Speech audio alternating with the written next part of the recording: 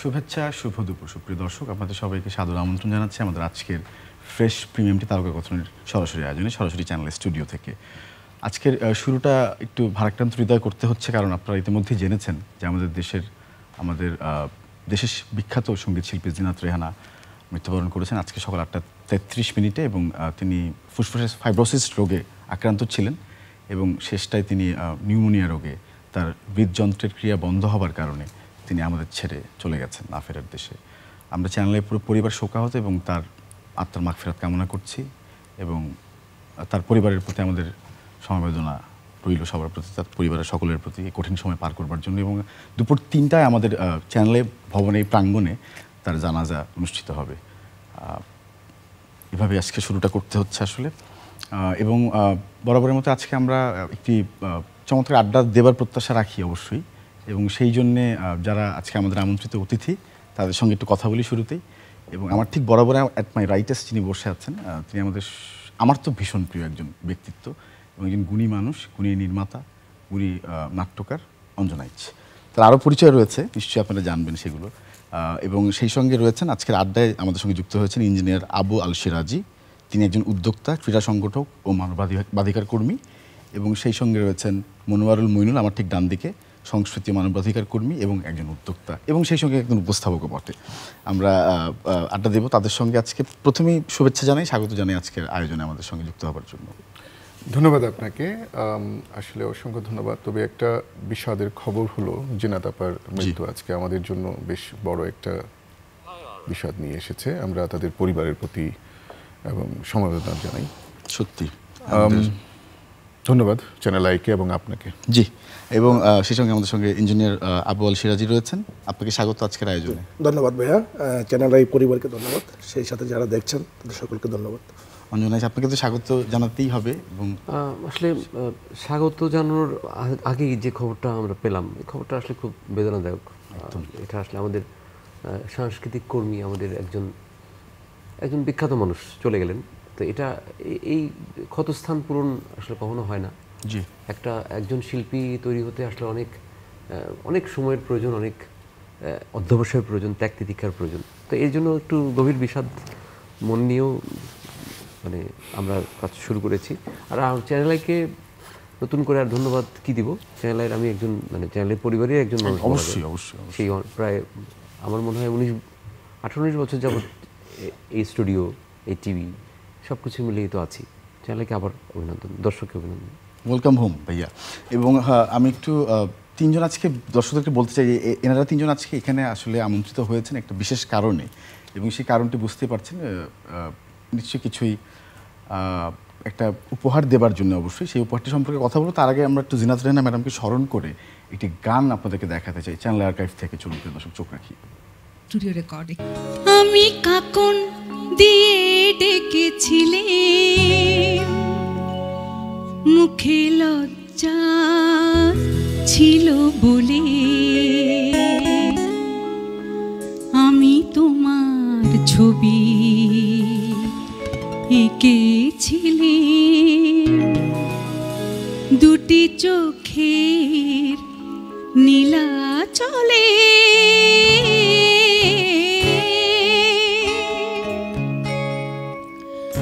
আমি কাকন দিয়ে ডেকেছিলে, মুখে লজ্জা ছিল বলে, আমি তোমার ছবি এঁকেছিলে, দুটি চোখের নীলাচলে, আমি কাকন দিয়ে ডেকেছিলে, মুখে লজ্জা ছিল বলে।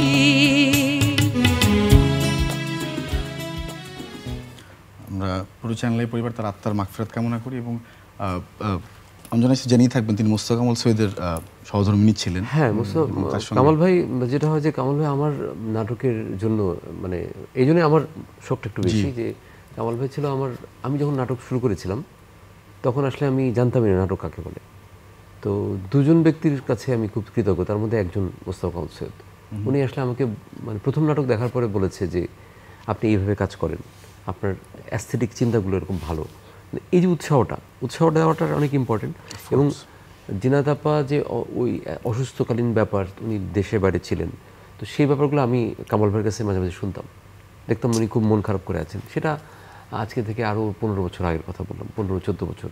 তো ওই একটা ব্যাপার ছিল, মানুষের শোকটা কাটিয়ে আবার পর মুহূর্তে এক কাপ চা খেয়ে আবার মানে আমরা যেটা করি আর কি, কাজে ফিরতে। উইংসের পিছনে আমরা অনেক শোক থাকে, সামনে যখন চলে আসি দর্শক সামনে, তখন আমি কিন্তু আমাদের কিন্তু আর শোকটা থাকে না, তখন আমি দর্শকের সাথে আমি আমার চরিত্রে চলে যাই। রাইট। হ্যাঁ, যেমন আপনি এখন উপস্থাপক, আপনার চরিত্রে আপনার চলে গেছেন, আপনি বাধ্য হয়ে চলে যাচ্ছেন, এটাই আমাদের আসলে রিয়েলিটি। এবং আসলে এই শোক কাটে আমাদের কাজ করে যেতে কাজ করে যেতে আসলে। হবে, এটি একদম হচ্ছে একদম তাই। মূল কথা। এবং কাজের কথা যেহেতু এসছে, আজকের বিষয়টা যেহেতু শুরুতে বললাম একটু আমরা একটা নতুন একটি সংবাদ পেয়েছি, সেটা হচ্ছে একটি চমৎকার একটি প্রোডাকশন হাউস ইতিমধ্যে তৈরি হয়েছে, যেখান থেকে আমরা মোট কথা নতুন কাজ পেতে যাচ্ছি উপহার হিসেবে। এবং সেখানে তার পেছনে কাজ করছেন আমার ডান পাশে যিনি বসে আছেন, তারা দুজন তো আছেন, সেই সঙ্গে অঞ্জনদাও আছেন। এবং সেই সম্পর্কে শুনবো শুরুতে আগে কি আমি কি স্যারকে দিয়ে শুরু করবো? অবশ্যই। আচ্ছা, আমাদের সঙ্গে মনিরুল আছেন, তিনি একজন সংস্কৃতি ও মানবাধিকার কর্মী এবং সেই সঙ্গে একজন উদ্যোক্তাও বটে, এবং তিনি একটি প্রোডাকশন হাউসের সঙ্গে জড়িত, যে প্রোডাকশন হাউস আমরা জানবো আজকে। আমি শুরুতে আপনাকে একটু অনুরোধ করবো আমাদেরকে একটু বলবার জন্য প্রোডাকশন হাউস সম্পর্কে। ধন্যবাদ। আপনি নিশ্চয়ই জানেন যে বাংলাদেশে আমরা যারা শিল্প সংস্কৃতির সাথে জড়িত আছি দীর্ঘদিন থেকে, আমি তো সেই 82-83 সাল থেকে শুরু করেছি থিয়েটার দিয়ে যাত্রা। তো থিয়েটারের পরে ধীরে ধীরে আপনার মঞ্চনাটকের সাথে রেডিও টেলিভিশনের সাথে যুক্ত হয়েছে। তো এই যে দীর্ঘ যাত্রায় যে মানে আমরা যা দেখছি এখন যে সমস্যাটা তৈরি হয়েছে, এখনকার সমস্যাটা হচ্ছে এরকম যে আপনি সিনেমা আমাদের মধ্যে আমরা সবাই জানি সিনেমার যে অবস্থা, মেইন স্ট্রিম ইন্ডাস্ট্রির কথা বলছি। টেলিভিশনের নাটকগুলো এখন আর ওইভাবে হয়ে উঠছে না নানা কারণে। এগুলো আমি আর নতুন করে বলার কিছু নেই, নানা কারণে টেলিভিশনের নাটক মেধাবী লেখক, রাইটার, ডিরেক্টর যারা পড়াশোনা করে এসছে, ওদের আর সেরকম আসলে করার মতো যে স্কোপগুলো ছিল সেগুলো একটু অবারিত করার দরকার, একটু স্কোপগুলো তৈরি করা দরকার। এই দিক থেকে প্রডিউসার যদি উদ্যোক্তা বলেন, উদ্যোক্তার নতুন করে আগ্রহী হচ্ছে না। তা এই ভাবনা থেকেই যারা নতুন নতুন পড়াশোনা করছেন নানা ক্ষেত্রে, ফিল্মে, নাটকে, নাট্যকলায়, হ্যাঁ, ইউনিভার্সিটিগুলোতে, এদের কাজের জায়গাটা কোথায়? ফিল্মে এসে কাজের জায়গাটা কোথায়? সেই জায়গাটা এত সংকুচিত হয়েছে। কিন্তু আমাদের ইন্ডাস্ট্রি বড় হয়েছে, আমরা নতুন ওটিটি প্ল্যাটফর্মগুলো পেয়েছি, টেলিভিশন বেশি হয়েছে, কিন্তু সেই অর্থে কি আসলে কাজ হচ্ছে না। তা আমরা যেটা ভেবেছি সেটা হচ্ছে আমরা কতগুলো মানুষকে আমরা এক জায়গায় নিয়ে এসেছি যারা শিল্প সংস্কৃতিকে ভালোবাসেন, ধারণ করেন, লালন করেন এবং অভাবটা অনুভব করেন যে অভাবটা কি এখন। সেগুলো নিয়ে আমরা দীর্ঘ 2 বছর 2.5 বছর গবেষণা করলাম যে আসলে আমাদের কি করা উচিত, কারা উদ্যোক্তা হতে পারেন, সেখানে আমরা কিভাবে এই কাজগুলো এক জায়গায় বসে, রিয়েলিটি তো আসলে অন্যরকম, যে কাজ করলে কাজের যে রেমুনারেশন পাওয়া বা ওই কাজটা বিক্রি করা, এই জায়গা থেকে আমরা অভাবটা অনুভব করে আমরা কিছু উদ্যোক্তা, কিছু সংস্কৃতিসেবী, কিছু প্রফেশনালস যারা নাটক বানায়, নাটকের উপর পড়াশোনা করেছে, স্ক্রিপ্ট রাইটিং করে বা অন্যান্য যারা আছেন, তাদেরকে নিয়ে একটা আমরা সিদ্ধান্তই নিয়ে নিলাম, আমরা একটা প্রোডাকশন ফুল ফ্লেজড প্রোডাকশন হাউস করব। নাম দিয়েছি হচ্ছে OZ.Creation Limited।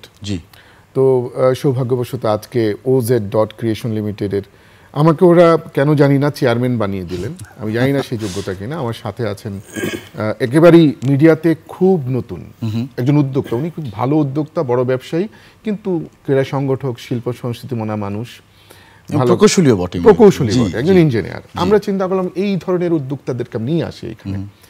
উনি এখন ম্যানেজিং ডিরেক্টর এই OZ.Creation Limited। চমৎকার। আরেকটা জিনিস আপনার খুবই ভালো লাগবে এবং দর্শকেরও খুব ভালো লাগবে এটা জেনে, যে একজন ফুল ফ্লেজড আপনার ফিল্ম মেকার, যিনি সারাটা জীবন ধরে ফিল্ম মেকিং করেছেন, নাটক বানিয়েছেন, ওনাকে আমরা উদ্যোক্তা হিসাবে দেখতে চাই বলে আমরা এই কোম্পানির সিও হিসাবে ওনাকে আমরা আমন্ত্রণ জানিয়েছি, উনি সম্মত হয়েছে এবং উনি সিও হিসাবে আছেন। এই হচ্ছে গল্পটা। OZ.Creation Limitedের জন্য আমাদের অবশ্যই অনেক অনেক শুভকামনা রইল। আমরা একটু কাজ সম্পর্কে জানতে ভীষণ কৌতূহল, মানে কি করেছে, কি আসছে আমাদের জন্য সামনে, যেগুলো আমরা উপভোগ করব। আমরা কিছু করে ফেলেছি অলরেডি। আমরা এবার ঈদে প্রায় 8টা নাটক করেছি, 3টা সিরিয়াল করেছি, আর একটা সিনেমা আমাদের কাছে আছে। এই বিষয়ে আমার বোধহয় সিনেমাটা যিনি বানিয়েছেন উনি বলবেন, এটা আমাদেরই সিনেমা। সিনেমাটা আসলে এটার নির্মাণ কাজ শেষ, এখন হয়তো আমরা সিনেমা হলে দেওয়ার চিন্তা ভাবনা করছি। আর বাইরের ফরেন কান্ট্রিগুলোর সাথে আমি যোগাযোগ করছি, যেভাবে করা হয় আর কি, আমাদের ওটিটিগুলোর সাথে যোগাযোগ করছি, একটা সুইটেবল টাইমে আমরা এটা রিলিজ করব। এটা আসলে ফিল্মটার ব্যাকগ্রাউন্ড যদি বলি, যে ব্যাকগ্রাউন্ড যদি বলি, তাহলে আসলে এই দুজন ভদ্রলোককে আমার বলতে হয় যে এদের অনেক ইন্সপিরেশন ছিল যে এটা আমাদের কিভাবে আসবে, এবং আমরা মনে হয় একটু বড়সড় পরিসরেই এটা আমরা আনতে পারবো, নিয়ে আসতে পারবো। আমরা একটু ফিল্ম সম্পর্কে জানতে পারবো নাকি দাদা, মানে কি ধরনের? হ্যাঁ, ফিল্মটা একটা মানে আমার নিজস্ব একটা প্যাটার্নের মধ্যেই, মানে আমি প্যারানর্মাল গল্প পছন্দ করি, ওই প্যারানর্মাল গল্পের মতোই একটা গল্প, একটু হরর জনরার, একটু রোমান্টিক হররের মধ্যে দিয়ে যাব। দর্শকদের ভালো লাগবে এই জন্যই যে এটা এই সময়ের, মানে পার্সপেক্টিভটা এই সময়ের, যে মনে হবে যে এই ফিল্মটা একটু সমসাময়িক, এই জন্য যে ফিল্মটা আমরা যদি 5 বছর পরেও দেখি তখনও মনে হবে নতুন, রেলেভেন্ট মনে হবে। এই ধরনের একটা ব্যাপার। সিরাজি ভাই ভালো, আই টোটালি বিলিভ ইউ। আমি ইঞ্জিনিয়ার সিরাজের কাছে আসতে চাই যে সমালোচনা করতে বলছি আমি, প্লিজ। আচ্ছা, আমি আসলে বেসিক্যালি এই প্রফেশনের লোক না। আমি কিভাবে আসলাম গল্পটা যদি একটু বলি। আমি বেড়ে ওঠা আমার খুব মফস্বলে, আমি নরসিংদী থেকে এসেছি। আমি ছোটোবেলা দেখেছি যে আমার বাবা যে মঞ্চ নাটক যেগুলো গ্রামীণ পর্যায়ে হইতো, সেগুলোতে উনি পার্টিসিপেট করতেন, এবং আমি প্রচুর বই পড়ি। আপনার সিনেমার বই বলেন, গল্প বলেন, আমি প্রচুর বই পড়ি। আর পারিবারিকভাবে আমি কিছু সামাজিক কাজকর্মের মধ্য থেকে বেড়ে ওঠা আমার। আমি দেখেছি যে আপনার এখন যে সমাজের যে সিচুয়েশন, মেসেজগুলো আসলে ডিরেক্টলি কনভে করতে হলে আপনার একটা প্ল্যাটফর্ম দরকার, সেটা হচ্ছে মিডিয়া। তো যখন এই দুজন ভদ্রলোক আমাকে আমন্ত্রণ জানালো এখানে, তো আমি দেখলাম যে যে জিনিসগুলো আমি বলতে চাই, যেমন আমি মানবাধিকার নিয়ে কাজ করি, আমি ক্রিয়া সংগঠন, আমি অনুরোধ 17 নামে বাংলাদেশ একটা ন্যাশনাল লিগ হতে যাচ্ছি, ওটাতে আমি স্ট্যান্ডিং কমিটিতে আছি।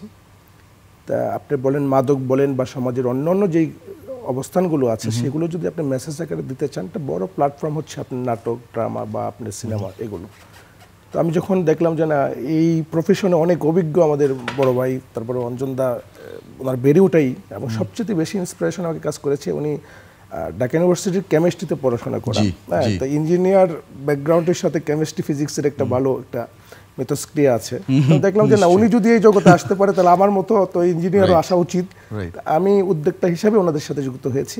আমাদের বেশ কিছু ভালো কাজ আসবে, যে কাজগুলোতে আমরা মেসেজ দিব। আপনার ধরেন প্রত্যেকটা ড্রামা বা নাটক সাবজেক্টিভ থাকবে, প্রত্যেকটাতে আমরা একটা ইন্ডিভিজুয়াল মেসেজ ক্যারি করব, এরকম কিছু প্ল্যান নিয়ে আমরা কাজ করছি।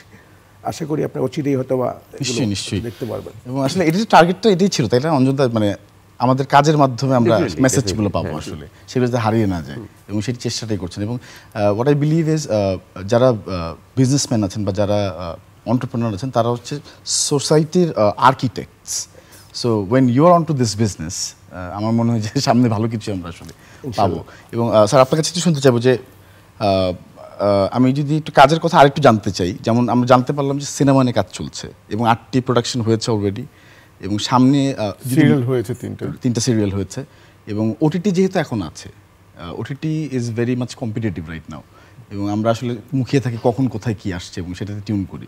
তো সেখানে কাজ করতে গেলে এখন কি নতুন কোনো মানে কম্পিটিটিভ কোনো প্ল্যাটফর্মে যাচ্ছে কিনা আপনার ওজেড, এরকম মনে হয় কিনা আগের তুলনায়? বিষয়টা আমরা এখন আবার ওইভাবে ভাবছি না। আপনি তো নিশ্চয়ই ওটিটির নতুন যে অবস্থান বাংলাদেশে না পৃথিবী জোড়া, যে আমরা সেই ধরেন 2010 সালে লন্ডনে যখন আমি থাকতাম, তখনও কিন্তু আপনার ওই প্ল্যাটফর্মটা ওটিটি। আমরা তখন ওই যে প্রাইম, এরপর হচ্ছে নেটফ্লিক্স, হ্যাঁ, ওইগুলোকে আমরা কিন্তু তখন মানে টেলিভিশন দেখা বাদ দিয়ে আমরা বরং ওগুলোতেই ছিলাম। আমি দেখেছি তখন বাংলাদেশে ইদানিংকালে যে ওটিটি প্ল্যাটফর্মগুলো চলে এসছে, আরও আসবে আমাদের ওটিটি প্ল্যাটফর্ম। কারণ আপনি দেখেন টেলিভিশন এখন আপনার একটা ডিভাইসের মধ্যে চলে আসছে, মুভেবল ডিভাইসে চলে আসছে। আপনাকে ওই জায়গাটা ফোকাস করতেই হবে, এবং টার্গেটটা ওখানে থাকতেই হবে। তা আপনি যে প্রশ্নটা করেছেন, আমি চ্যালেঞ্জ মনে করছি না, এবং আমি ভাবছি না যে আমার রাইভাল কেউ হবে। এই ওটিটি প্ল্যাটফর্মে কাজ করার মতো তো আপনার প্রচুর পরিমাণে প্রোডাকশন হাউস দরকার, তাই না? কন্টেন্ট লাগবে ওটিটি প্ল্যাটফর্মে, হিউজ কন্টেন্ট লাগে। এই কন্টেন্টগুলোর জন্য আমরা মনে করি আপাতত আমরা কন্টেন্টটা তৈরি করি। আর আমাদের তো টেলিভিশন আছে প্রায় 40টার মতো, তাই না? টেলিভিশন আছে, অন্যান্য ওটিটি প্ল্যাটফর্ম আছে, অনলাইন মিডিয়াগুলো আছে। আমরা আপাতত ওইটাকে ফোকাস করেছি। আর ওটিটির জন্য আমাদের একটা আলাদা চিন্তা ভাবনা আছে, আমরাও ভাবছি ভবিষ্যতে সেরকম একটা প্ল্যাটফর্মে যাওয়া যায় কিনা। এটা আমাদের একটু রিসার্চ পর্যায়ে আছে। এই কথাটা ঠিক এই সময়ে বলার মতো না। দ্যাটস ফাইন, আমরা বুঝতে পেরেছি। মোদ্দা কথা হচ্ছে যে এই প্ল্যাটফর্মে প্রফেশনালদেরকে, যারা ইউনিভার্সিটি থেকে বেরোচ্ছে, যারা শিল্প সংস্কৃতির সাথে যুক্ত, যারা থিয়েটার কর্মী, যারা ধরেন ফিল্ম করে আসছে, তাদের জন্য ক্ষেত্রটা তৈরি করা দরকার। আপনি টেলিভিশনে সেই সুযোগটা আসলে নাই, কারণ ইন্ডাস্ট্রি তো এত বড় না। কিন্তু এই জায়গাটা একটু বড় করা যায়, প্রফেশনাল একটা অ্যাটমসফিয়ারে প্রফেশনালদেরকে আপনি কাজের সুযোগ করে দিতে, সেই চিন্তা থেকে আসলে আমরা আসছি এম্পাওয়ার করার জন্য। ওয়ান্ডারফুল। অঞ্জনা এই জায়গায় যুক্ত হলেন কি এই শর্তে, বা এই যে এটা জেনেই যে আসলে আমি তো আসলে শর্তহীন মানুষ, এই জন্য আমি কোনো শর্তের মধ্যে করতে চাই না। এটা জেনে আর কি আপনি উদ্বুদ্ধ হলেন? আমি কোনো কিছু জেনেই উদ্বুদ্ধ হইনি। আমি আসলে মনে হয়েছে যে এই মানুষরা ভালো, এটুক জেনেছি, বাকি কি কাজ হবে এটা পরের ব্যাপার। আর আমার কাছে যেটা আমি ফিল করি সেটা হচ্ছে যে আমাদের নাটক কিন্তু আগে ইন্ডিয়ান লোকরা দেখতো, কলকাতার লোকরা ওই ডিশ অ্যান্টেনার মধ্যে বিভিন্ন রকম জিনিস লাগায় দেখতো। তো এখন তারা বলে, আমি শুনি যে তোমাদের নাটকের কোয়ালিটি এত খারাপ কেন? তো এটা কিন্তু আমাকেই বলা হয়, কারণ আমিও তো নাটক বানাই। তো আমি দেখলাম যে আসলে অভাবটা কিন্তু আসলে আমাদের টিভি নাটক কিন্তু অনেক মিলিয়ন ভিউজ হয়। আমি সবচেয়ে অবাক হয়ে একটা জিনিস লক্ষ্য করলাম, যেটা আমি একটু সত্যি কথা বলি, তো বলে ফেলি, এটা ভাইরাল হওয়ার জন্য বলছি না। তো এটা হচ্ছে যে আমার যে নাটকগুলো খুব খারাপ সেগুলো ভিউ খুব বেশি হয়। আচ্ছা, হ্যাঁ, মানে যে নাটকগুলোর মধ্যে মেসেজ কম থাকে, যেটার মধ্যে একটু চিৎকার চেঁচামেচি, লাউড অ্যাক্টিং বেশি থাকে, আমি ওটার মধ্যে কনসেন্ট্রেট কম করি, বা আমি বলি ঠিক আছে এটা হেভি হোক, ওখানে দেখি দর্শক অনেক বেশি। আর যে নাটকটা অনেক যত্ন করে বানানো, যেটার মধ্যে খুব মমতা থাকে, যেটার মধ্যে গল্পের ডেপথ থাকে, তার দর্শক হয় কম। কেন এমন হয় দাদা? কেন মনে হয় আসলে এটা কেন এমন হয়? এটা নিয়ে আমরা অনেক আড্ডা দিয়েছি যে কেন এমন হয়। তখন আমরা চিন্তা করলাম যে আমরা এমন কিছু করব, অডিয়েন্স আসলে ক্রিয়েট করতে হয়। অডিয়েন্স অবশ্যই বাংলাদেশে অনেক ভালো অডিয়েন্স আছে, কিন্তু ভালো জিনিস দেখতে দেখতে আসলে মানুষকে যদি অভ্যস্ত করতে পারি, তখন দর্শকটা বাড়বে। আর আমি আসলে কি, আমি একটা পচা প্রোডাকশন করলাম, খুব পপুলার হলো। এখন আপনি আসছেন নতুন একজন ডিরেক্টর, আপনি চিন্তা করলেন যে দাদা তো এটা বানাইছে একটা পচা মানে কি এই ধরনের একটা ফর্মেট, এটাকে আমি আবার বানাই। তারপরে আরেক ভাই বললো যে আমি এটা বানাই, সবাই মিলে শুধু ওইটার পিছিয়ে দৌড়াচ্ছি। আর দর্শক কি করছে? দর্শক দেখতেছে যে এটাই তো ভালো, এটাই তো এক ধরনের একটা স্পাইস তো বেটার। আমি আসলে এটা হুমায়ুন আহমেদ স্যারের কাছে শুনেছিলাম যে উনি বলেছিল একবার যে চানাচুর আর ভাত, তো তুমি ভাত, এক প্লেটে ভাত আছে, এক প্লেটে চানাচুর আছে, ভাতের সাথে একটা সবজি আছে, এখন আর চানাচুরের সাথে অনেক স্পাইসি মিশানো অনেক কিছু আছে। তুমি কি ভাত খাবা? নিশ্চয়ই খাবা না, তুমি চানাচুরটাই খাবা। চানাচুর খাবা, তোমার পেটও ভরবে না, মনও ভরবে না, কিন্তু ভাতটা খেলে কিন্তু তোমার পরিপূর্ণ পুষ্টিটা হবে। তা আমাদের পরিপূর্ণ পুষ্টির অভাবে আমরা পুষ্টিহীন হতে হতে অপুষ্টিতে ভুগতে ভুগতে আমাদের অবস্থা খারাপ হয়ে যাচ্ছে। দুর্ভিক্ষ হয়েছে বলতে পারবো, ভয়ঙ্কর ভাবে। ঠিক ওইভাবে বললেও হবে না। ধরেন আপনি এখন চ্যানেলের কথা বলেন, আমার বাড়ির পাশে চ্যানেলের জন্ম, আমি ওখানে এই যে সিদ্ধেশ্বরীতে অনেক বছর ধরেই আছি। চ্যানেলাই আমাদের পরিবার, এটা অবশ্যই স্বীকার করতেই হবে, কারণ যেনারা আছেন, আর নাম নাই বলি, ওনারা সবাই আমাদের অগ্রজ বড় ভাই। চ্যানেলাইয়ের যে প্রোগ্রামগুলো, এখন ধরেন আমি একটা উদাহরণ দিই আপনাকে, চ্যানেলাইয়ের যে একটা নাটক, এখন চ্যানেলাই কি আপনার ওই ভিউর মতো নাটকগুলো কি চ্যানেলাই নেবে? চলবে না। তাহলে চ্যানেলের একটা দর্শক আছে, যারা বোঝে চ্যানেলাইতে নাটকটা আসছে, সেই নাটকটা কোন রুচির, কোন মানের, সেই জন্যই ধরেন চ্যানেলের পক্ষ থেকে বেশ কিছু কাজ করতে পারি। এই যে ধরে রেখেছে, এই যে কতগুলো দর্শককে ধরে রেখেছে, এই দর্শক সৃষ্টির জন্য কিন্তু তাগিদ দরকার নেই। আপনি নাটক বানানোর জন্য মানুষ দরকার, ওই মানের নাটক বানানোর জন্য মানুষ দরকার, উদ্যোক্তা দরকার। প্রয়োজনটা আসলে ওখানে। আপনার তৈরি করা মিডিয়া আছে, ওটিটি প্ল্যাটফর্মে যে দেখতে চায় তার জন্য নানা রকমের এজ লিমিট দিয়ে দেখানোর ব্যাপার আছে, চ্যানেল আই আছে, অন্যান্য টেলিভিশনগুলো আছে। এখন আমার কথা হচ্ছে যে আপনি যে কথাটা বললেন যে ভিউ হয়, ভিউ হোক, অসুবিধা নাই। আমাদের দায়িত্ব ভিউ না, আমাদের দায়িত্ব হচ্ছে লোক। যেমন একজন লগ্নিকারক কি চিন্তা করবেন যে ভাই আমি এখানে ধরেন 1 কোটি টাকা আমি একটু ইন্টারাপ্ট করছি, এখন কিন্তু আস্তে ধীরে ধীরে কিন্তু পরিমাপকটা কিন্তু আসলে ভিউজটাই হচ্ছে আলটিমেটলি, এটা আমি দেখছি দেখে বলছি আর কি। না, এখানে একটা কিন্তু আপনি কি অস্বীকার করবেন যে না, আমি এই আপনার মানের সঙ্গে agree করি। নাটকগুলো আপনার জি। ভিউ হচ্ছে? জি, না না না না, সেটা খুব দ্রুত দাদা ওটাই হচ্ছে। বললেন কিন্তু একটু আগে। একটা ধরেন ওই মানের কোনো একটা কাজ হয়তো ভিউ হচ্ছে 2 মাসে, জি। কিন্তু ওই স্ট্যান্ডার্ড একটা নাটক বা কোনো একটা সিরিয়াল ভিউ হচ্ছে 1.5 বছরে। মানে পার্থক্য তো এই জায়গায়। এখানে মনে হবে আরেকটা জিনিস, আমি যদি একটু চ্যানেলের প্রসঙ্গেই বলি, ধরেন আমরা আর্ট ফিল্ম বলতে যেটা বুঝতাম ওপার বাংলার, একটা সময় কমার্শিয়াল ফিল্ম আমাদের এখানে প্রচুর হইতো। আমরা যারা আর্ট ফিল্ম পছন্দ করি ওপার বাংলার ওটিটি হোক বা অন্য কোনো প্ল্যাটফর্মে আমরা দেখার চেষ্টা করতাম। চ্যানেলাই কিন্তু নিজেরা প্রযোজনা করে কিছু আর্ট ফিল্ম দর্শক তৈরি This করেছে, is remarkable, একটা দর্শক হ্যাঁ। তৈরি করেছে। এখন কিন্তু আপনার দেখবেন যে যারা আমরা যে আমাদের ওটিটি প্ল্যাটফর্ম যেগুলো আছে, আমরা খুঁজে খুঁজে আর্ট ফিল্মগুলো দেখি বাসায়। কমার্শিয়াল ফিল্মগুলো তো মুভিতে গিয়ে দেখি, জি। কিন্তু আর্ট ফিল্ম কিন্তু বাসায় ফ্যামিলির সাথে বসে আমরা ওই আপনার যেটা OTT তে- মানে অত্যন্ত ভালো সংবাদ হচ্ছে মানুষগুলো কিভাবে আমরা মিলেছি। ও প্রতিদিন সিনেমা দেখে, আমি একটা সিনেমা দেখার চেষ্টা করি, সিনেমা হচ্ছে চমৎকার। ও সিনেমা দেখে, নাটক দেখে। আমরা আমাদের কয়েকজন উদ্যোক্তা আছে, তার মধ্যে আপনি খুব মজার বিষয় হচ্ছে আমরা আমাদের এই কোম্পানিতে জি। যারা প্রডিউস করবে তাদের মধ্যে খুব স্বনামধন্য 3 জন ব্যারিস্টার আছেন। ওকে। ওনারা কমিটমেন্ট করেছে যে একজন ওনার বড় ভাই বলছে, অঞ্জন আমি একটা খুব ভালো নাটক করতে চাই, আমার কাস্টিং হচ্ছে এটা, আমি নাটকটা করতে চাই আমার জন্য না, নাটকটা বানাতে চাই হচ্ছে সত্যিকার অর্থে একটা ভালো নাটক হোক। আমি এটা কেয়ার করছি না যে টাকা কত লাগছে, খরচ করছে, প্রফেশনালি এটা মেক করা দরকার। এই যে মানুষগুলোকে এনে উদ্যোক্তা হিসেবে যদি নিয়ে আসা হয়, আমি মনে করি যেই ক্রান্তিকাল যেটা আছে, আমি বিস্তারিত বলছি না কোন ক্রান্তি, ওই যে কালটা আমরা কাটাতে চাইছি। জি। আমরা নিজেরাও উদ্যোক্তা, নানাভাবে বিজনেস করি, কিন্তু আমার এখানে সময় দেওয়ার মূল কারণটা হচ্ছে এই জায়গাটা ফিক্স করার জন্য এই যারা শিল্প সংস্কৃতিতে যুক্ত তারাই কাজটা করতে হবে, নিশ্চয়ই। যেটা ইমপ্রেস করেছে। ভাই আরেকটা জিনিস দেখেন আপনি, আমাদের যে ইউরোপে বা আমাদের বাইরে যে বাংলাদেশি আছে, আমি বাংলাদেশি বলছি না, বাংলাভাষী যে বলছি, জি।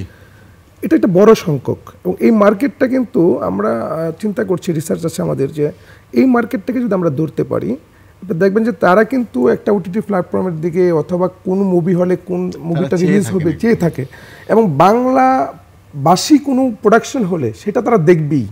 আপনি ওই যে রিসেন্টলি যে মুভিগুলো রিলিজ হয়েছে, আপনি দেখেন যে এগুলো হাউসফুল, অস্ট্রেলিয়াতে বা ইউরোপে যদি দেখেন মূল সবগুলো দর্শক houseful। মনে হয় তারাই আমার কাছে মনে হয়। চেয়ে আছে। যে আমাদের এটাও আমাদের মাথায় আছে যে তাদেরকে এই টার্গেট দর্শকটাকে কিভাবে আমরা কানেক্ট করতে পারি। এবং তারা এত আবেগী জি। সবগুলো কাজ নিয়ে, এবং খুব বেশি বাইরে থাকলে একটু তাই ধরেন না? হ্যাঁ, দেশের প্রতি হয়, একটা তা তো বড় হয়। রকমের আবেগ, ভালোবাসা। আসলে ওই আমার অভিজ্ঞতা থেকেই বলি, ধরেন আমি যখন দেশে থাকি খুব একটা কোনো কিছুতে বোধ হয় না দেশকে ভালোবাসা টালোবাসা, কিন্তু যখনই আপনি দেশের বাইরে কেউ যদি থাকে ধরেন 1-1.5-2 বছর, তখন আসলে যেই মায়াটা জেগে ওঠে ভিতরে, যে দেশের প্রতিটা জায়গায় অভাব অনুভূত হয় দেশের প্রতি। এবার আমরা যেটা করেছি সেটা হচ্ছে আমরা একযোগে ধরেন আমাদের সিনেমাটা অস্ট্রেলিয়া, কানাডা, ইউকে এবং মিডল ইস্টে, আপনি নিশ্চয়ই জানেন যে সৌদি আরবে এখন অনেক বড় বড় সিনেপ্লেক্স হয়েছে। জি, জি। এবার আমরা শুরু করছি সৌদি আরবে।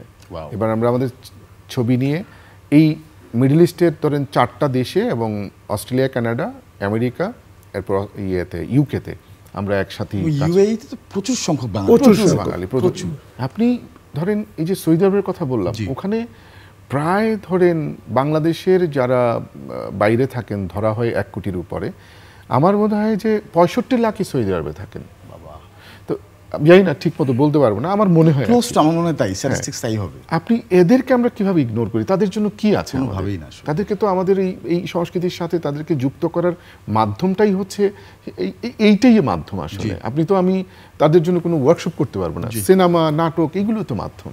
তো এই কারণে আমরা এইবার সৌদি আরবে আমরা একটু প্ল্যানিং করেছি, গতকালকে বেসিক্যালি প্ল্যান করলাম যে সৌদি আরবে আমরা ধরেন যে কয়টা সিনেপ্লেক্স আছে আমি সর্বোচ্চ লেভেলে ট্রাই করবো আমরা ওখানে রিলিজ করতে। নিশ্চয়ই হবেও সেই কাজ, নিশ্চয়ই আমরা প্রত্যাশা রাখি।